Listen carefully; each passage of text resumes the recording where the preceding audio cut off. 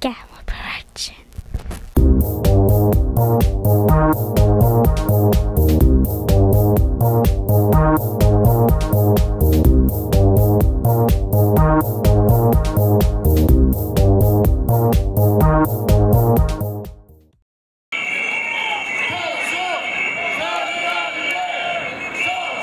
Il était plus de 500 membres du STTP de la section de Montréal présents devant la succursale de Monterey, située à Laval, le 9 mars 2011 dernier, entre 16h et 20h, afin de participer à une soupe collective, et ce dans le but de démontrer leur appui pour leurs collègues de Monterey, qui vivent présentement les effets de la postmoderne depuis près d'un mois maintenant. En fait, l'employeur impose présentement de nouvelles méthodes de travail, des modifications dans les horaires de travail et impose du temps supplémentaire. Les membres du STTP en ont assez des impositions de leurs méthodes de travail et exigent une force moderne, négociée plutôt que forcée. Écoutons maintenant M. Alain Duguay, président STTP, section locale de Montréal, qui en a long à dire à ce sujet.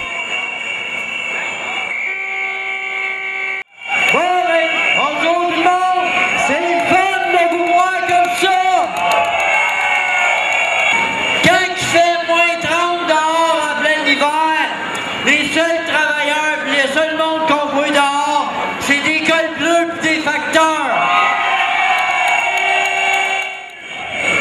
Ce qui est en jeu présentement, c'est une attaque sauvage à tous les services publics. La santé, l'éducation, le service postal, les fonctionnaires qui se font couper, c'est tous les services publics qui sont en jeu. Le chandail que j'ai sur moi, on l'a fait en 2008. Ce qu'on demandait à l'époque, on demande encore. Disons non à une poste moderne MA8XDRNE imposée. Disons oui à une poste moderne négociée. Là, présentement, ce qu'on voit, c'est certain, le service postal, est-ce que Poste Canada fait exprès pour le mettre à terre? Mais c'est clair qu'il est très perturbé. À Monterey, les gens livrent le courrier après 8 heures le soir. On a la preuve, on est en train de monter le dossier. Le courrier a des 2 semaines, 3 semaines de retard. Dans le plan, présentement, il y a plus de courriers accumulés qu'au mois de décembre, qu'on est au mois de mars. On vient d'apprendre cette semaine une des raisons pour lesquelles c'est comme ça. Quand les grosses compagnies comme Hydro-Québec mettaient le tri en ordre de livraison, il y avait un incitatif de 3 sous, ils payaient 3 sous de moins, ils ont enlevé ça. Hier, ce qu'on nous a dit, il y a eu 3 500 pièces de courrier de gros clients qui est rentré. Le plan, il est jamais. Le service, il est pourri.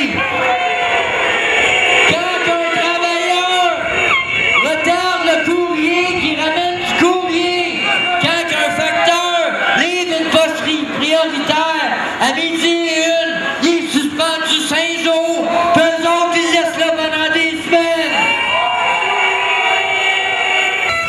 Je vais vous lire un petit extrait qui est paru dans un journal de la Rive-Sud. Longueuil, les postiers de Longueuil devront modifier la manière dont ils distribuent le courrier.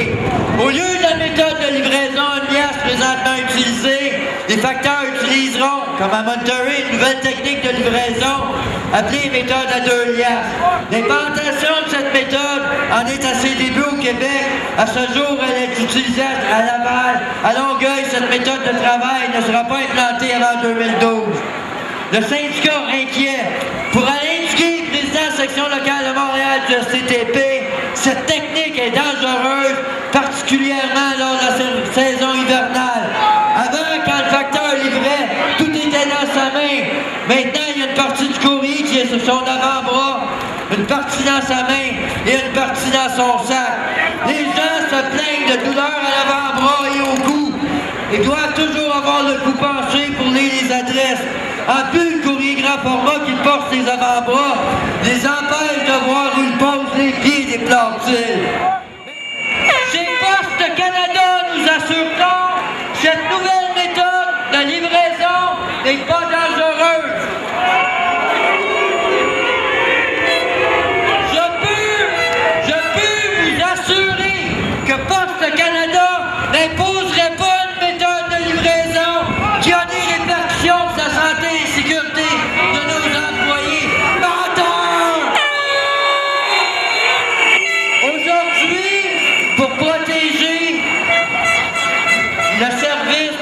c'est pas de notre faute qu'on a consulté, parce que les gens commencent à dire que c'est un moyen de pression qu'on fait exprès pour retarder le courrier.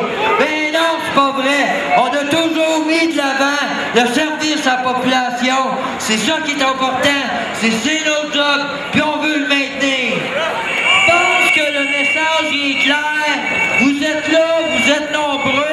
Boss, on veut négocier tout de suite.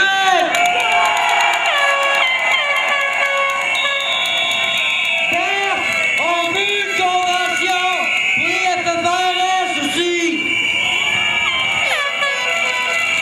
Boss, on veut prendre notre retraite en santé. Boss, il n'y en est pas question des gros orphelins. On n'est pas en conflit de travail. Regardez le nombre de personnes